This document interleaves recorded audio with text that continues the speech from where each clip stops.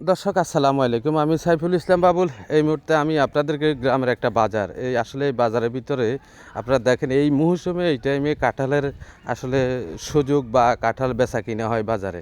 তো আমি যখন আজকে এই বাজারে আসলাম, আসার পর আমি দেখলাম যে কাঁঠাল বেচা কেনার জন্য অনেক মানে যারা কিনবে তারা আসলে বাজারে আসতেছে এবং যারা বিক্রি করবে তারা বসে রয়েছে কাঁঠাল নিয়ে। তো আসলে এই মুহূর্তে অনেক চাহিদা কাঁঠালের, কেননা এখন বর্ষার, এখন একটু বৃষ্টি হয়েছে, আজকে বৃষ্টির কারণে একটু ঠান্ডা আবহাওয়ার কারণে আসলে কাঁঠালগুলা খাওয়ার জন্য সবাই মানে প্রস্তুতি বা কেনার জন্য অথবা বাজারে ভিড় জমাচ্ছে।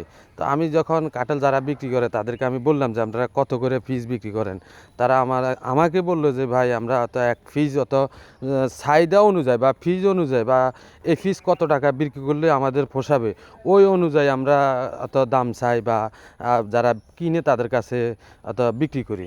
তো আমি দেখলাম যে অনেকজনে কাঁঠাল কিনেছে এবং কাঁঠাল কেনার জন্য প্রস্তুতি গ্রহণ করছে এবং তারা কাঁঠালটা দেখতেছে ভালো মন্দ। আসলে এখানে যারা বিক্রি করে